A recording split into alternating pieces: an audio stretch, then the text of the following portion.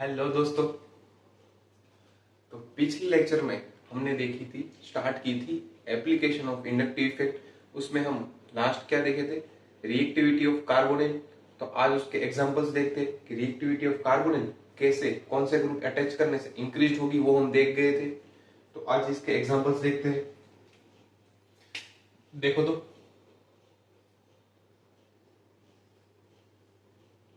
यहां पे मैं ऐड करता हूं सी, यहां पे मैं ऐड करता हूं इलेक्ट्रॉन विड्रॉइंग ग्रुप, जैसे कि सी डबल बॉन्ड ओ, यहाँ पे फ्लोरीन, यहाँ पे फ्लोरीन। आई बात समझ में? एक है यहाँ पे सी डबल बॉन्ड ओ, यहाँ पे एच, यहाँ पे एच, और third C double bond O, यहाँ पे CH3, यहाँ पे CH3। अब देखो तो इन तीनों में से कौन से कार्बोनिल की रिएक्टिविटी सबसे ज्यादा होगी, वो किसे पता करेंगे? उससे अटैच ग्रुप के जरिए। क्योंकि जितना देख, ये बॉन्ड तो इस तरफ शिफ्ट होने वाला है, मतलब कार्बन पे क्या आएगा? पॉजिटिव चार्ज, है ना। ये बॉन्ड तो इस तरफ शिफ्ट होगा, तो कार्बन पे तो पॉजिटिव चार्ज आएगा, और पॉजिटिव, अब कार्बन पे पॉजिटिव चार्ज है, तो रिएक्टिविटी कैसे इंक्रीज करेंगे? अब यहाँ पे अगर इलेक्ट्रॉन विड्रॉइंग ग्रुप हुए तो इस वाले कार्बन की रिएक्टिविटी इंक्रीज होगी। रिएक्टिविटी मतलब क्या? रिएक्टिविटी किसके लिए? न्यूक्लियोफाइल की। न्यूक्लियोफाइल क्या है? न्यूक्लियोफाइल, न्यूक्लियोफाइल नेगेटिव है, तो नेगेटिव, तो यहाँ की कैसा बनाना पड़ेगा? Strong positive. स्ट्रॉन्ग पॉजिटिव कब बनेगा? जब उसके पास थोड़ा भी नहीं बचा होगा, थोड़े इलेक्ट्रॉन भी नहीं बचे होंगे। कब नहीं बचेंगे? जब हम वो सारे खींच लेंगे। सारे खींच लेंगे मतलब यहाँ पे क्या चाहिए? विड्रॉइंग ग्रुप चाहिए। जितने विड्रॉइंग ग्रुप ज्यादा, उतना ही कार्बन पे स्ट्रॉन्ग पॉजिटिव चार्ज, उतना ही इजीली न्यूक्लियोफाइल इस वाले कार्बन पे अटैक करेगा। ये हम देख गए। चलो आज वही देखते हैं। फ्लोरीन, फ्लोरीन की क्या होती है? Minus I effect. फ्लोरीन की होती है माइनस आई, इसकी भी माइनस आई। हाइड्रोजन की कुछ नहीं होती, मतलब प्लस आई होती है, वेरी लेस प्लस आई होती है। और ये दोनों CH3 ग्रुप की, इसकी भी क्या होती है? Plus I effect. अब देखो तो यहाँ पे पॉजिटिव चार्ज आएगा, तो माइनस आई इफेक्ट वाले क्या करेंगे? इलेक्ट्रॉन डेंसिटी विड्रॉ करेंगे। तो यहाँ पे क्या? More strong positive charge generate होगा, more strong positive charge generate होगा। तो ये न्यूक्लियोफाइल इजीली इस वाले कार्बन पे ऐसे अटैक कर सकता है। तो कौन सा वाला कार्बोनिल न्यूक्लियोफाइल के लिए सबसे ज्यादा रिएक्टिव हुआ? ये वाला, क्योंकि दोनों माइनस आई इफेक्ट है। क्या करेंगे माइनस आई इफेक्ट? ये दोनों फ्लोरीन इसके पास से देखो इलेक्ट्रॉन डेंसिटी विड्रॉ करे, दोनों तरफ से विड्रॉ करे, खींच रहे, तो कार्बन तो स्ट्रॉन्ग पॉजिटिव चार्ज जनरेट होगा, तो न्यूक्लियोफाइल इजीली अटैक कर देगा। तो इसकी रिएक्टिविटी सबसे ज्यादा होगी। इसमें देखो इन दोनों में, दोनों की प्लस आई। अब क्या करेंगे? प्लस आई क्या करेगी? इलेक्ट्रॉन डेंसिटी डोनेट करेगी, है ना। दोनों क्या करेंगे? इलेक्ट्रॉन डेंसिटी डोनेट करेंगे। डोनेट करेंगे तो क्या होगा? यहाँ पे जो कार्बन में पॉजिटिव चार्ज जनरेट होगा, कार्बोकेटाइन जनरेट होगा, उसको क्या करेगा? कार्बोकेटाइन हम देख गए, है ना, स्टेबिलिटी ऑफ इंटरमीडिएट, कि ये तो कार्बोकेटाइन क्या करेगा? स्टेबल करेगा, क्योंकि पॉजिटिव को पॉजिटिव स्टेबल करता है, नेगेटिव को नेगेटिव स्टेबल करता है। प्लस आई वाले कार्बोकेटाइन मतलब कार्बन में पॉजिटिव चार्ज, उसको स्टेबल करे, और अगर स्टेबल करेंगे तो न्यूक्लियोफाइल यहाँ पे इजीली अटैक करेगा नहीं, क्योंकि यहाँ पे तो पॉजिटिव चार्ज है ही नहीं। तो क्या करेंगे? ये दोनों तो स्टेबल कर रहे। तो अब ये देखेंगे कि कौन सबसे कम स्टेबल कर रहा है, क्योंकि जो सबसे कम स्टेबल करेगा वो ज्यादा रिएक्टिव होगा। क्योंकि ये दोनों तो डैमेज कर रहे हैं ना हमारे कार्बोकेटाइन को, है ना, स्टेबल कर रहे हैं। स्टेबल मतलब क्या? हमारे लिए तो डैमेज ही है, क्योंकि हमें तो न्यूक्लियोफाइल अटैक करवाना है। तो ये दोनों अगर डैमेज कर रहे हैं, तो हमें अब ये देखना है कि कौन सबसे कम डैमेज कर रहा है। देखो तो हाइड्रोजन और CH3 दोनों में से प्लस आई किसकी ज्यादा होती है? CH3 की प्लस आई इफेक्ट ज्यादा होती है with compare to a hydrogen. तो क्या होगा? हाइड्रोजन कम डैमेज करेगा कार्बोकेटाइन को, कम डैमेज करेगा तो पॉजिटिव चार्ज बना रहेगा, तो न्यूक्लियोफाइल यहाँ पे भी इजीली अटैक करेगा with compare to CH3 group. और यहाँ पे तो CH3 ग्रुप की प्लस आई के कारण हमारा कार्बोकेटाइन स्टेबल हो जाएगा। स्टेबल हो जाएगा तो न्यूक्लियोफाइल को पॉजिटिव चार्ज दिखेगा नहीं तो अटैक करेगा नहीं। तो ये हमारा ऑर्डर हुआ reactivity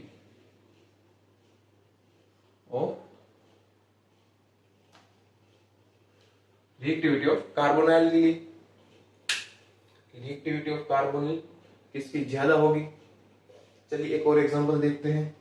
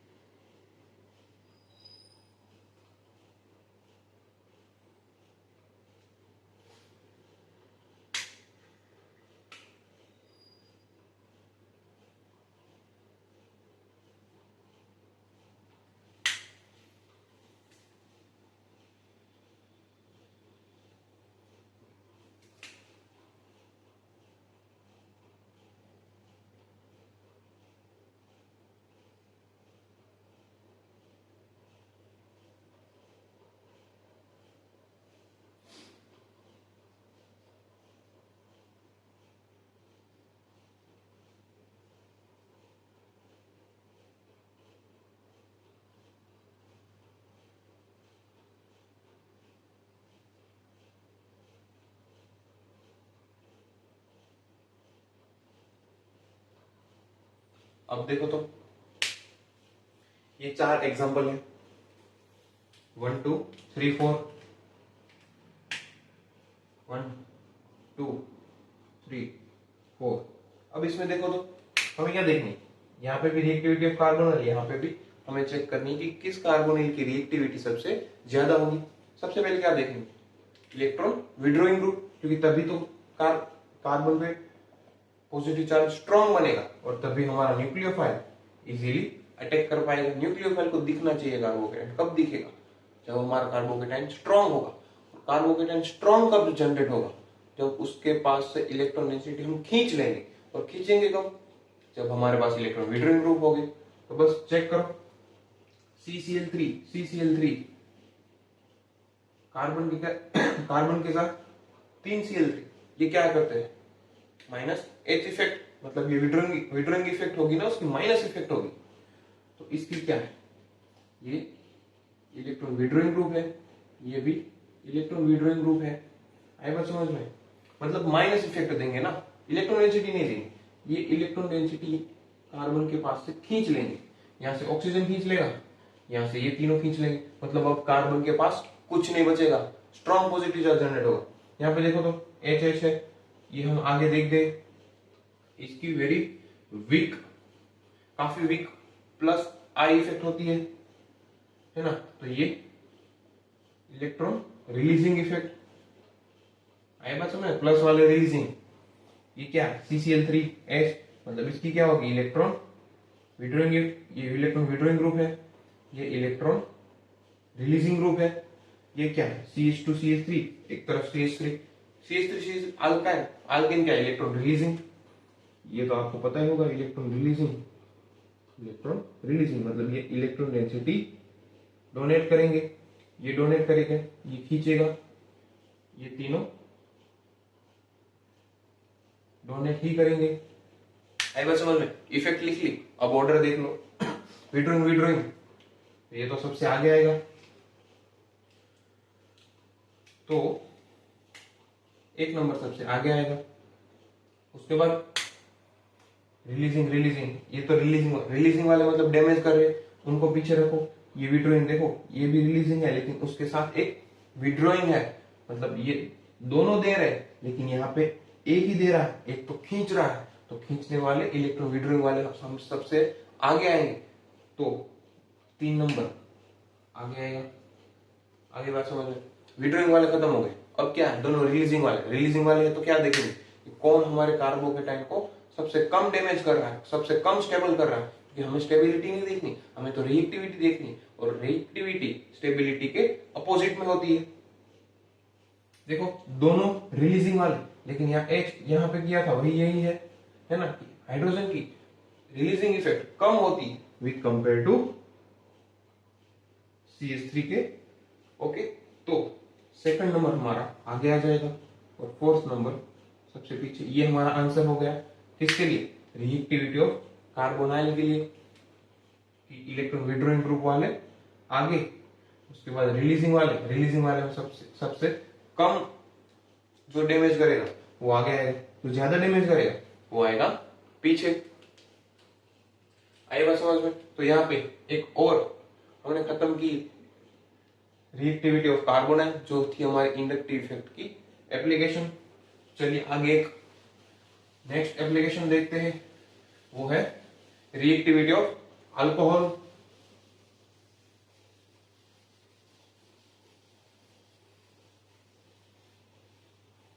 reactivity of alcohol.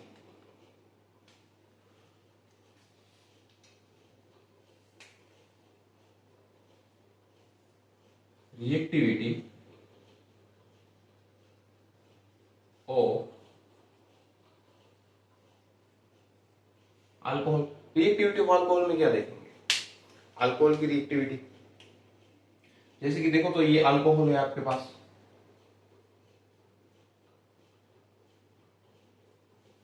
O H H H H C CH3 H H O H। ये अल्कोहल है, ये भी अल्कोहल है, और ये भी अल्कोहल ही है।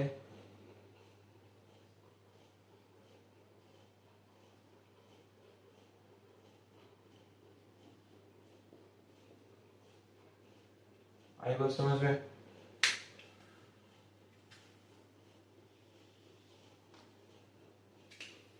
यहाँ पे H और ये CH3 O H। देखो तो ये सभी के सभी क्या है, अल्कोहल ही है। ये कौन सा अल्कोहल है, ये हमारा है प्राइमर, ये हमारा क्या है 0 डिग्री अल्कोहल है ना, CH3OH। तो ये क्या है 0 डिग्री। ये एक सब्स्टिट्यूशन आ गया है, मतलब ये प्राइमरी है, ये सेकेंडरी है, और ये टर्सरी अल्कोहल है। अब रिएक्टिविटी ऑफ अल्कोहल कैसे देखेंगे देखो तो अल्कोहल मतलब क्या, O बॉन्ड H ना, O बॉन्ड H, ऑक्सीजन और हाइड्रोजन के बीच में बॉन्ड है। क्या इन दोनों के बीच में इलेक्ट्रोनेगेटिविटी का डिफरेंस है? हाँ है, क्योंकि ऑक्सीजन की इलेक्ट्रोनेगेटिविटी क्या है देखो तो, ऑक्सीजन हाइड्रोजन इसकी है 3.5, इसकी है 2.1। अब इलेक्ट्रोनेगेटिविटी का डिफरेंस है, तो बॉन्ड के इलेक्ट्रॉन कौन खींच रहा होगा, ऑक्सीजन क्या खींच रहा होगा, बॉन्ड के इलेक्ट्रॉन। मतलब ऑक्सीजन पे होगा नेगेटिव चार्ज, हाइड्रोजन पे होगा पॉजिटिव चार्ज। ठीक है, इसको ऐसे लिख सकते हैं, यहाँ पे ऑक्सीजन बॉन्ड के इलेक्ट्रॉन खींच रहा है, तो ऑक्सीजन पे कौन सा बॉन्ड के इलेक्ट्रॉन, अगर ऑक्सीजन खींच लेगा तो ऑक्सीजन पे नेगेटिव चार्ज, हाइड्रोजन पे पॉजिटिव चार्ज। आई बात समझ लो। मतलब इन दोनों के बीच में जो इलेक्ट्रॉन है वो दोनों के बीच में नहीं है, ये ऑक्सीजन है, ये हाइड्रोजन है, तो ऑक्सीजन बॉन्ड के इलेक्ट्रॉन खींच रहा है, तो ऑक्सीजन नेगेटिव बन गया, हाइड्रोजन से इलेक्ट्रॉन चले गए है ना, तो वो क्या बन गया, पॉजिटिव बन गया। अब देखो तो अगर ये नेगेटिव है ये पॉजिटिव है, तो क्या है बॉन्ड स्टेबल है? नहीं है। क्यों? क्योंकि कोई भी बॉन्ड स्टेबल कब होता है कि जब वो दोनों इलेक्ट्रॉन शेयर कर रहे हो। यहाँ पे क्या है, यहाँ पे ऑक्सीजन दोनों इलेक्ट्रॉन लेके बैठा है, हाइड्रोजन के पास कोई भी इलेक्ट्रॉन है नहीं। और कोई भी बॉन्ड स्टेबल तभी होता है जब वो दोनों इलेक्ट्रॉन शेयर कर रहे हो, लेकिन यहाँ पे इलेक्ट्रॉन की शेयरिंग नहीं है। क्यों नहीं है? क्योंकि इलेक्ट्रोनेगेटिविटी का डिफरेंस है, और इलेक्ट्रोनेगेटिविटी के डिफरेंस के कारण, because of the electronegativity, oxygen दोनों इलेक्ट्रॉन खींच गया तो हाइड्रोजन पॉजिटिव हो गया, ऑक्सीजन नेगेटिव हो गया। मतलब ये वाला बॉन्ड स्टेबल है ऐसा हम कह सकते नहीं है। क्यों? क्योंकि ऑक्सीजन की इलेक्ट्रोनेगेटिविटी ज्यादा है और वो बॉन्ड के इलेक्ट्रॉन खींच के ले गया है ना। और स्टेबल बॉन्ड तभी होता है जब इलेक्ट्रॉन शेयर किए गए। यहाँ पे इलेक्ट्रॉन ऑक्सीजन ले गया है, हाइड्रोजन के पास इलेक्ट्रॉन नहीं है। अब ये बॉन्ड क्या है? स्टेबल नहीं है। तो स्टेबल का अपोजिट क्या है? रिएक्टिव, है ना। अभी हमने देखा कि कार्बोनिल की रिएक्टिविटी, जितना कार्बोकेटाइन अनस्टेबल उतना ही वो ज्यादा रिएक्टिव, क्योंकि अनस्टेबिलिटी कम है तो रिएक्टिविटी ज्यादा होगी। तो अगर ये बॉन्ड, अभी हमें ये पता चल गया कि ऑक्सीजन बॉन्ड के इलेक्ट्रॉन लेके चला गया, मतलब अब ये बॉन्ड में इलेक्ट्रॉन शेयर नहीं हो रहे तो ये स्टेबल भी नहीं है। अगर स्टेबिलिटी कम है तो उसकी रिएक्टिविटी क्या होगी? ज्यादा होगी। तो ये बॉन्ड क्या हो गया? रिएक्टिव हो गया।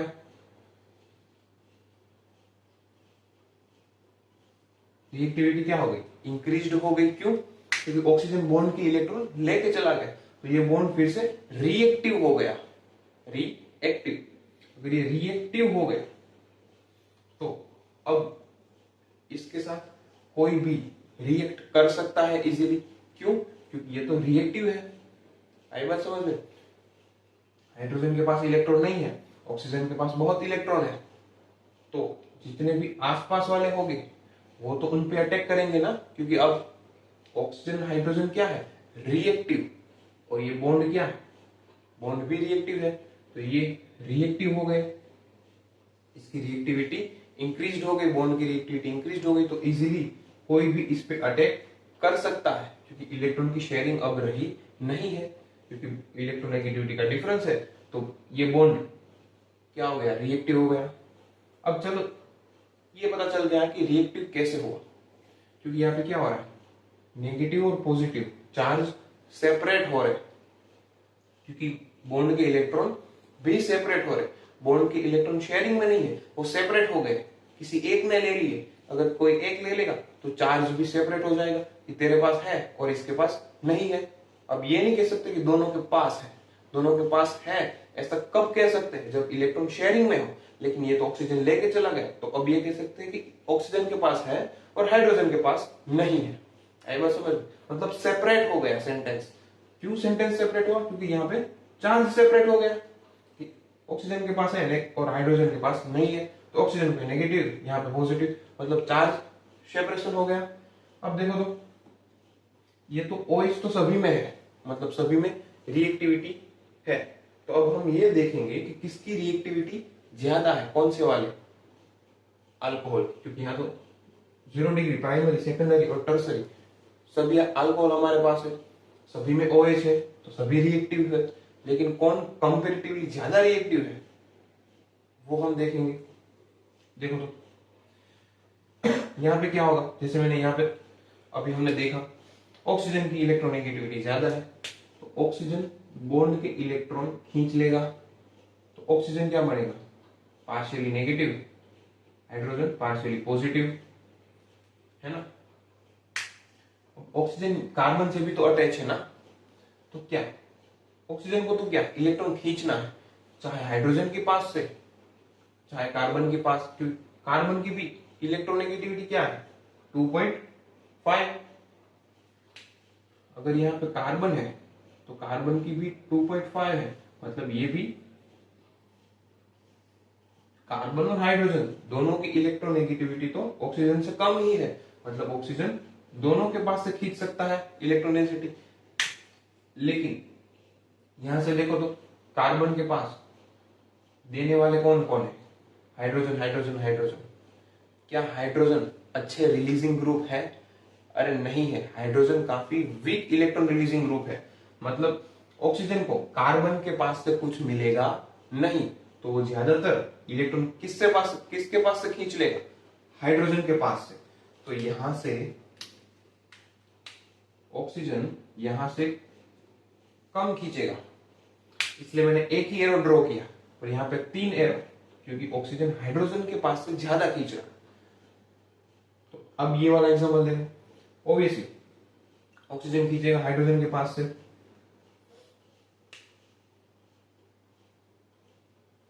है ना। ये तो हम यहाँ पे देखे। अब देखो साथ में कार्बन भी है, तो ये तो ऑक्सीजन तो कार्बन के पास से भी खींच सकता है, क्योंकि उसकी भी 2.5 है, हाइड्रोजन की 2.1 है। मतलब डिफरेंस तो है इलेक्ट्रोनेगेटिविटी का, मतलब चार्ज सेपरेट हो सकते हैं, इलेक्ट्रॉन ऑक्सीजन खींच सकता है। देखो अगर कार्बन के पास से खींचेगा तो कार्बन के पास सबसे पहले देने के लिए तो होने चाहिए ना। तो क्या हाइड्रोजन हाइड्रोजन अच्छे रिलीजिंग ग्रुप है? नहीं, वो तो काफी वीक रिलीजिंग ग्रुप है। लेकिन एक हमारे पास CH3 है जो हाइड्रोजन के मुकाबले अच्छा इलेक्ट्रॉन रिलीजिंग ग्रुप है, तो ये इलेक्ट्रॉन डेंसिटी देगा, किसको देगा? कार्बन को। तो अब कार्बन के पास इसके कंपेयर में थोड़ी इलेक्ट्रॉन डेंसिटी ज्यादा है तो ऑक्सीजन उससे पास से खींच लेगा, क्योंकि प्रायोरिटी इसको मिलेगी। तो इससे पास से ऑक्सीजन इलेक्ट्रॉन डेंसिटी खींच लेगा कार्बन के पास से। और अगर ऑक्सीजन कार्बन के पास से इलेक्ट्रॉन डेंसिटी खींच रहा है तो वो ऑक्सीजन से क्या करेगा? कम खींचेगा। देखो यहाँ पे 4 एरो है, यहाँ पे 3 ही एरो है, तो यहाँ पे ऑक्सीजन कार्बन के पास से इलेक्ट्रॉन डेंसिटी ज्यादा खींच रहा है और हाइड्रोजन के पास से कम। तो ये बॉन्ड, कार्बन और ऑक्सीजन का बॉन्ड, ये बॉन्ड ज्यादा रिएक्टिव हुआ with compare to carbon and oxygen bond, क्योंकि यहां इलेक्ट्रॉन डेंसिटी ज्यादा है। तो ये यहां से 3, यहां से 4, मतलब यहां पे देखो तो ऑक्सीजन हाइड्रोजन के पास से कम खींचेगा। कम, देखो ऑक्सीजन हाइड्रोजन के पास से कम इलेक्ट्रॉन खींचेगा, मतलब शेयरिंग में इलेक्ट्रॉन ज्यादा रहेंगे। अगर शेयरिंग में इलेक्ट्रॉन ज्यादा रहेंगे तो क्या बनेगा? बॉन्ड स्टेबल बनेगा। स्टेबल बनेगा तो रिएक्टिविटी कम होगी। तो इसके अकॉर्डिंग OH बॉन्ड की रिएक्टिविटी इसमें ज्यादा होगी, इसमें कम, क्योंकि यहां से ऑक्सीजन सिर्फ हाइड्रोजन के पास से इलेक्ट्रॉन डेंसिटी खींच रहा था, लेकिन यहां से CH3 है तो ऑक्सीजन कार्बन के पास से भी इलेक्ट्रॉन डेंसिटी खींच रहा है, तो हाइड्रोजन के पास से कम खींचेगा तो बॉन्ड शेयरिंग में ज्यादा रहेंगे। शेयरिंग में ज्यादा रहेंगे तो चार्ज सेपरेट होंगे नहीं, है ना, कि ऑक्सीजन ले गया हाइड्रोजन के पास से, हाइड्रोजन के पास इलेक्ट्रॉन नहीं है, ऐसा नहीं होगा, क्योंकि इलेक्ट्रॉन शेयरिंग में है। क्यों? क्योंकि ऑक्सीजन ने कार्बन के पास से ज्यादा खींच लिए तो हाइड्रोजन से कम खींचा, तो अब चार्ज इतना सेपरेट हुआ नहीं, चार्ज सेपरेट होगा नहीं, मतलब इलेक्ट्रॉन शेयरिंग में है, और इलेक्ट्रॉन शेयरिंग में है तो बॉन्ड स्टेबल होगा, और स्टेबल, अगर बॉन्ड स्टेबल है तो वो रिएक्टिव कम होगा। इस वाले एग्जांपल में देखो ऑक्सीजन हाइड्रोजन, तो अब देखो तो उसके पास कार्बन के पास कितने CH3 है? कार्बन के पास 2 CH3 है।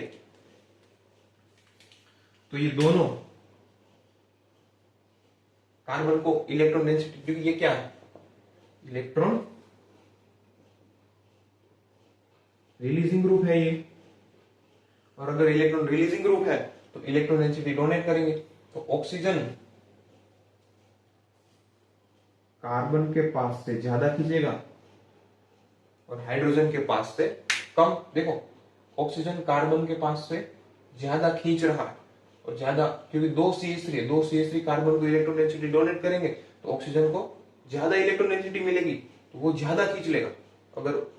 अगर ऑक्सीजन कार्बन के पास से ज्यादा खींच रहा है तो हाइड्रोजन के पास से मिनिमम खींचेगा, और अगर मिनिमम खींचेगा तो बॉन्ड शेयरिंग में रहेंगे तो कार्बन तो ऑक्सीजन और हाइड्रोजन का बॉन्ड स्टेबल होगा तो रिएक्टिव कम होगा।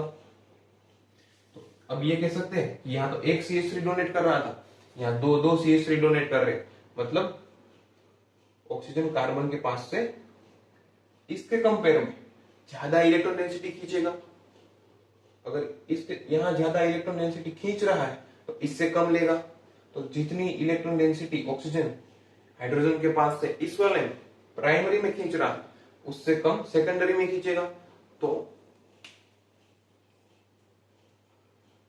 आई बात समझ में कि प्राइमरी की ऑक्सीजन और हाइड्रोजन बॉन्ड की रिएक्टिविटी ज्यादा होगी विद कंपेयर टू सेकेंडरी, क्योंकि यहाँ पे एक ही CH3 डोनेट कर रहा था, यहाँ दो दो CH3 डोनेट कर रहे हैं कार्बन को, तो ऑक्सीजन कार्बन के पास से मैक्सिमम खींचेगा, तो हाइड्रोजन के पास से मिनिमम। अब देखो थर्ड एग्जांपल, कितने CH3 है, 1 2 3, तीन CH3 अगर कार्बन को इलेक्ट्रॉन डेंसिटी डोनेट कर रहे हैं तो कार्बन इलेक्ट्रॉनिकली रीच हो जाएगा, तो oxygen maximum electron density carbon के पास से खींच लेगा, तो उसको हाइड्रोजन के पास जाने की जरूरत ही नहीं पड़ेगी, क्योंकि कार्बन ही अगर ऑक्सीजन की नीड कंप्लीट कर रहा है तो ऑक्सीजन को हाइड्रोजन के पास से इलेक्ट्रॉन डेंसिटी खींचने की जरूरत ही नहीं पड़ी। मतलब इससे तो काफी कम, एक ही एरो मैंने ड्रॉ किया, काफी कम इलेक्ट्रॉन डेंसिटी खींचेगा, और काफी कम इलेक्ट्रॉन डेंसिटी खींचेगा तो इलेक्ट्रॉन शेयरिंग में रहेंगे तो बॉन्ड स्टेबल बनेगा तो रिएक्टिविटी डिक्रीज्ड होगी, कम रिएक्टिव होगा। तो सेकेंडरी ज्यादा रिएक्टिव है विद कंपेयर टू टर्सरी। आई बात समझ में? तो क्या ऑर्डर निकला कि पहले 0 डिग्री, फिर प्राइमरी, फिर सेकेंडरी और लास्ट में tertiary alcohol OH bond reactivity.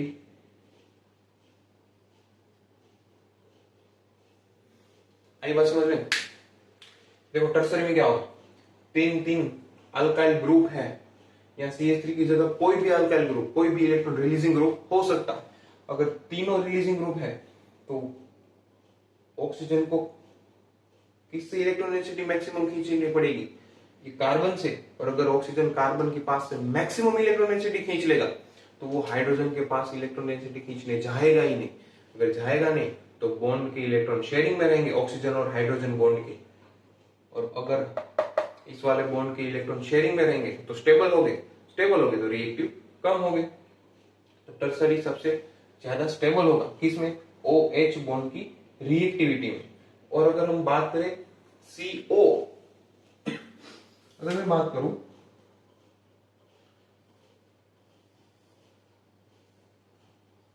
CO bond, उसकी रिएक्टिविटी का ऑर्डर क्या होगा, वो किस CO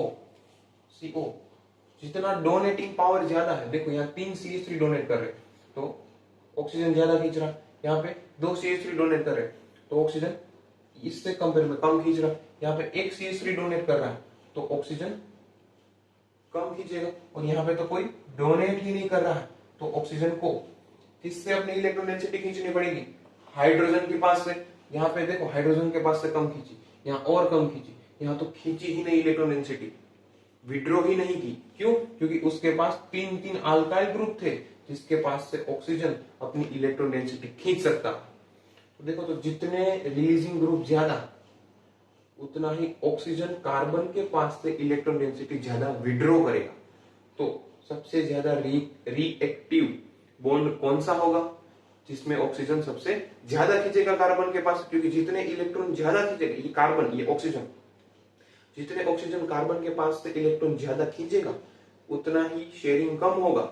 शेयरिंग कम होगा तो स्टेबल कम होंगे, तो वो रिएक्टिव ज्यादा होंगे। तो ये वाले में टर्सरी, जिसमें ऑक्सीजन कार्बन के पास से मैक्सिमम इलेक्ट्रॉन डेंसिटी विड्रॉ कर रहा है, तो बॉन्ड शेयरिंग में कम होंगे तो रिएक्टिव बॉन्ड ज्यादा हो जाएगा। फिर सेकेंडरी, फिर primary and then 0 degree. Order reverse है ना, आई बात समझ में? क्योंकि देखो यहाँ पे तो कोई डोनेटिंग ही नहीं है, तो ऑक्सीजन को किसके पास से खींचना पड़ेगा, पूरी की पूरी इलेक्ट्रॉन डेंसिटी हाइड्रोजन के पास से खींचनी पड़ेगी। आई बात समझ में? चलो अब इसका एग्जांपल्स वो हम देखते हैं अगले लेक्चर में।